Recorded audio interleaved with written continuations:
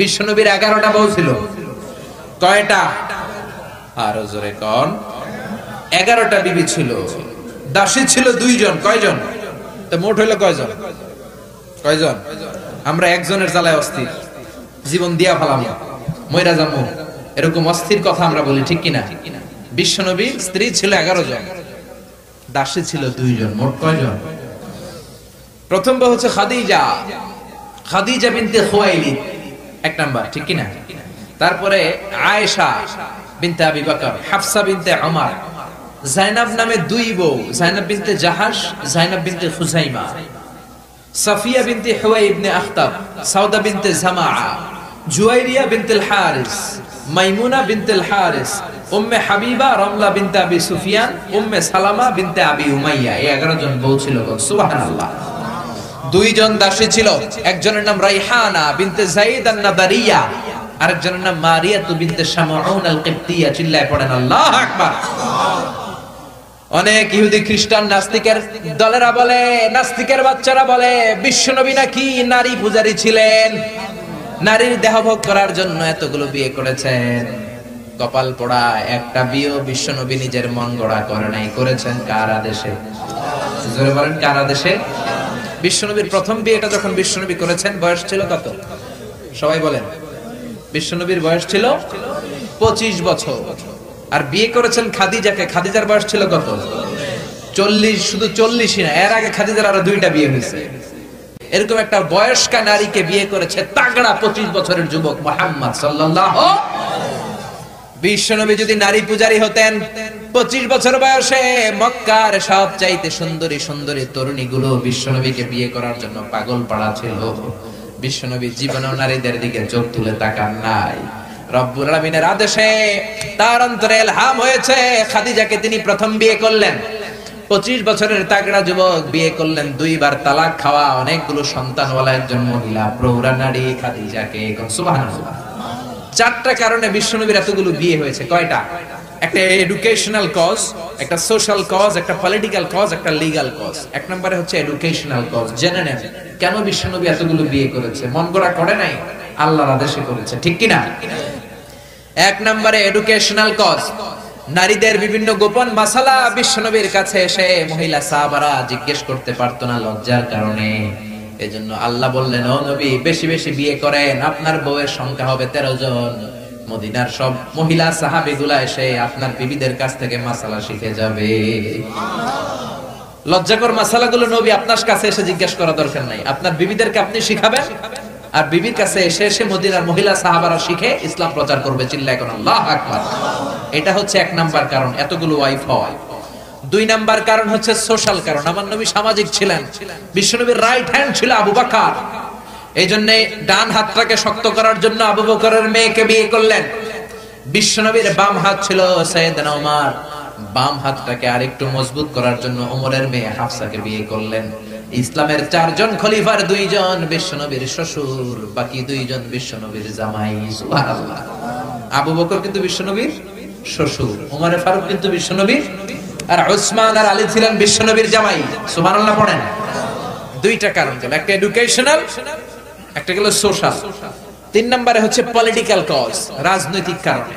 বিশ্বনবী ইহুদিদের দুর্গ খায়বারে আক্রমণ করেছেন। আল্লাহু আকবার। খারিবাত খায়বার, খায়বার ভেঙে চুড়ে মাসাকার করে দিয়ে ইহুদিদের সাথে যুদ্ধে বিশ্বনবী বিজয় লাভ করে ফেললেন। ইহুদিদের সর্দার হুয়াই ইবনে আখতাব হ্যান্ডকাফ করে বিশ্বনবীর সামনে এসে দাঁড়িয়েছে। বিশ্বনবী ছিলেন দয়ার নবী, মায়ার নবী। সাহাবারা বললেন, ও নবী, হুয়াই ইবনে আখতাবের একজন কন্যা আছে, বিধবা।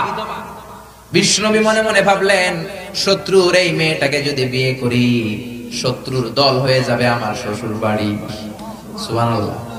ইহুদিদের বিশাল এই গোত্র, এই মেয়েটার আমি বিয়ে করলে এই দুর্গের লোকেরা হবে আমার শ্বশুর বাড়ি।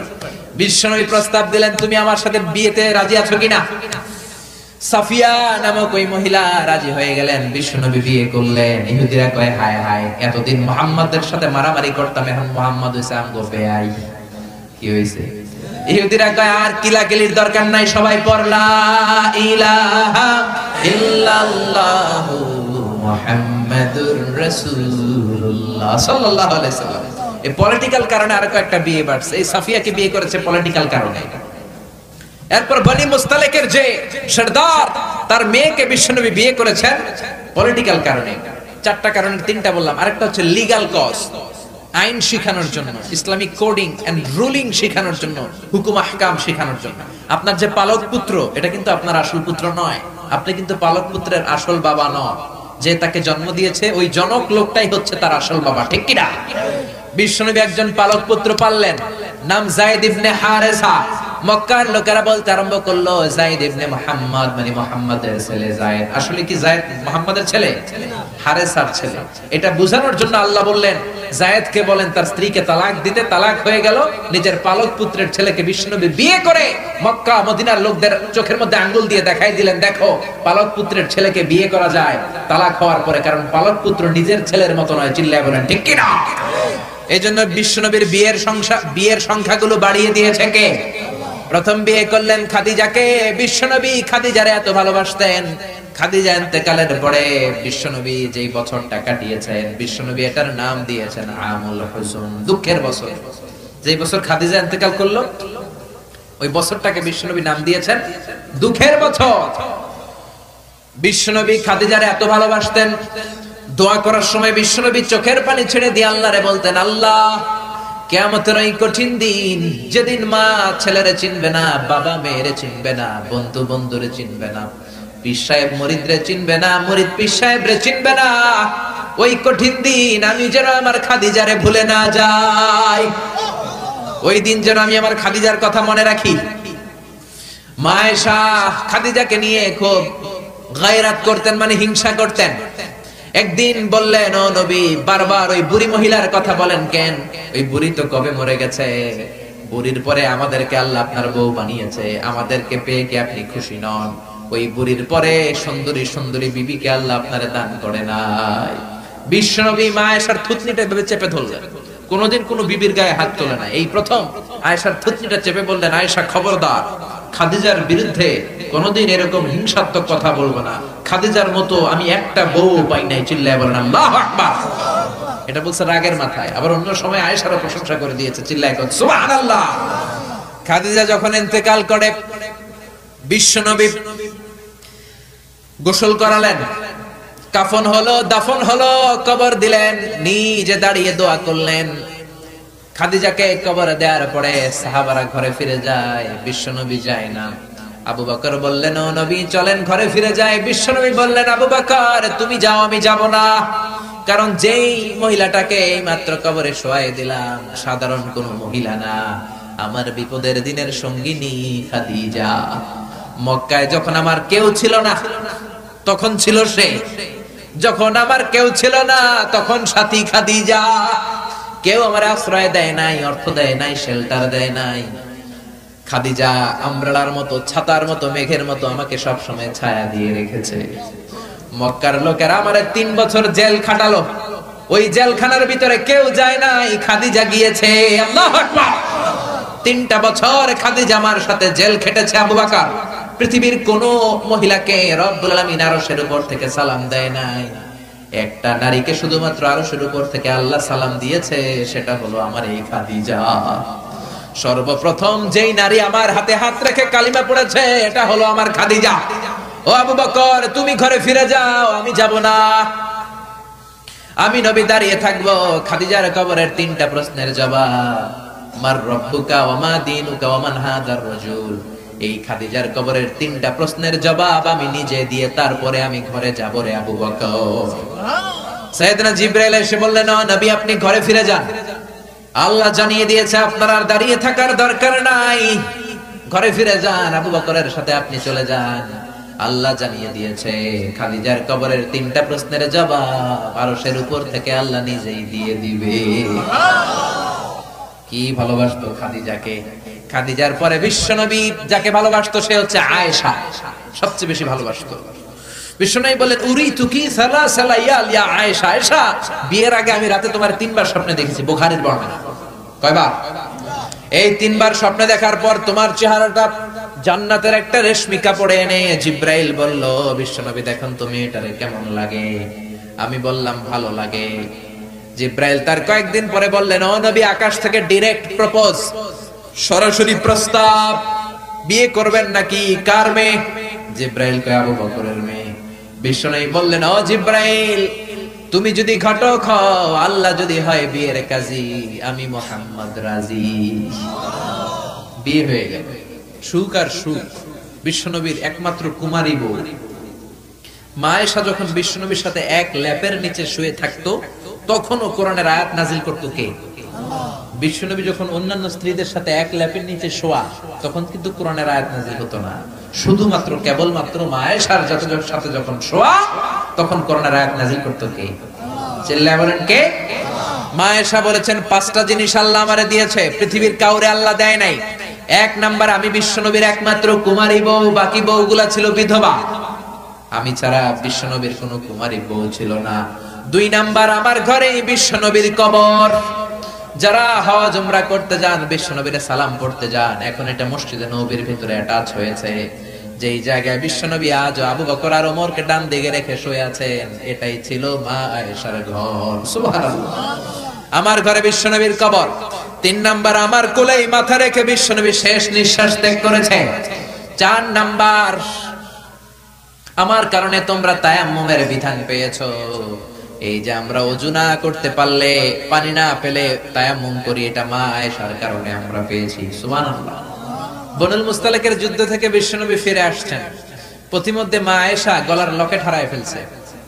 লকেট চিনেন নাকি চেইন চিনেন?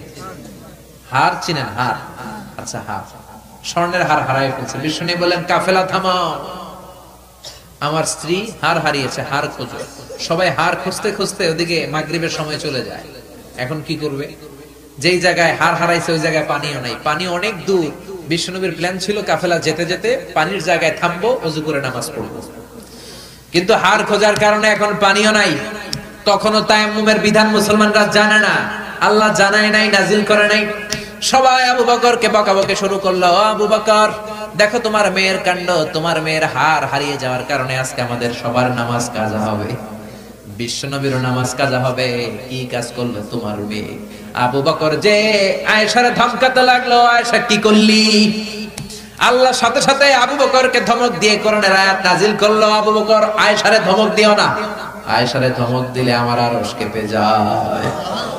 فإن لم تجدوا ماء فتيمموا صعيدا طيبا। আয়েশার সম্মানে আল্লাহ আয়াত নাজিল করলেন, فإن لم تجدوا ماء, এখন থেকে সফরে কোথাও যদি ওযুর জন্য তোমরা পানি না পাও, মাটি দিয়ে তায়াম্মুম করে নামাজ পড়বা, কবুল করে নিবে কে? এজন্য মা আয়েশা বলতেন, এমন গুণগুলো আল্লাহ আমাকে দিয়েছে, বিশ্বনবীর কোন বিবিকে আল্লাহ এই গুণগুলো দেয় নাই। এত ভালোবাসতো বিশ্বনবী আয়েশাকে, 1 বালতি থেকে পানি নিয়ে দুইজনে গোসল করত। 1 বালতির মধ্যে পানি নিয়ে 1 মগ দিয়ে বিশ্বনবী মাথায় পানি ঢালে, আর 1 মগ দিয়ে মা আয়েশা ঢালে। গ্লাসের যেই জায়গায় ঠোঁট লাগিয়ে মা আয়েশা পানি খেত, ওই জায়গাটা খুঁজে খুঁজে বিশ্বনবী ওনার ঠোঁট লাগিয়ে পানি খেতেন। সুবহানাল্লাহ। আস্তে করে কত রোমান্টিক ছিল আমার নবী। মা আয়েশা ওটের হাড্ডি পছন্দ করত, ওটের হাড্ডি চুষে চুষে যে হাড্ডিটা মা আয়েশা রেখে দিত, ওই চোষা হাড্ডিটা নিয়ে বিশ্বনবী আবার চুষতে শুরু করে দিতে। রাতের বেলা দুষ্টামি করতেন মা আয়েশার সাথে। মা আয়েশাকে ছোট্ট বয়সে বিয়ে করেছেন, 9 বছর বয়স। মা আয়েশা তখনও পুতুল খেলা ছাড়তে পারে নাই। বিশ্বনবী নিজে পুতুল কিনে দিতেন, বলতেন আয়েশা খেলো। আয়েশার বান্ধবীরা যখন ঘরে আসতো, বুখারীর বর্ণনা, বিশ্বনবী আয়েশার বান্ধবীদের জন্য ঘরটা ছেড়ে দিতেন, চলে যেতেন বাইরে। আয়েশা তার বান্ধবীদেরকে নিয়ে খেলাধুলা শেষ করলে আবার বিশ্বনবী ঢুকতো। চিল্লায় বলেন সুবহানাল্লাহ। মা আয়েশা তীর খেলা দেখতে পছন্দ করতো। বিশ্বনবী, বুখারীর বর্ণনা, মা আয়েশাকে কাঁধে তুলে এক পর্দার এক পাশ দিয়ে ফাঁক করে বলো, আয়েশা যতক্ষণ মনে চায় তীরের খেলা দেখো। দীর্ঘক্ষণ দেখার পরে মা আয়েশার কাঁধে উঠতে পারে না। বিশ্বনবী বললেন, ও আয়েশা, মন ভরে তীর খেলা দেখা হয়েছে নাকি? আয়েশা বললেন, দেখা হয়েছে। তখন বিশ্বনবী কাঁধ থেকে তার ওয়াইফকে নামিয়েছেন। সুবহানাল্লাহ। রাতের বেলা ছোট্ট একটা ঘর, বিশ্বনবী তাহাজ্জুদের নামাজে দাঁড়ালে বিশ্বনবীর সেজদার জায়গায় মা পা ছড়িয়ে শুয়ে থাকতো। বিশ্বনবী লম্বা সময় কেরাত করে, রুকু করে, সেজদা দেওয়ার জায়গা নাই, কারণ সেজদার জায়গায় মা আয়েশার পা বিছানো আছড়া নাই। বিশ্বনবী মা আয়েশার পায়ের মধ্যে চিমটে দিত। মা আয়েশা পা দুইটা গুটিয়ে নিলে বিশ্বনবী সেজদা দিত। আবার সেজদা দিয়ে উঠে গেলে মা আয়েশা পা বিছিয়ে শুয়ে পড়তো। সুবহানাল্লাহ পড়বেন না? কি সুন্দর ছিল ওনাদের সংসার, কি ভালোবাসা ছিল। স্বামী স্ত্রীর পারস্পরিক সম্পর্ক তো আমরা বিশ্বনবীর জীবনী থেকে শিখবো, সাহাবাদের জীবনী থেকে শিখবো, ঠিক কিনা?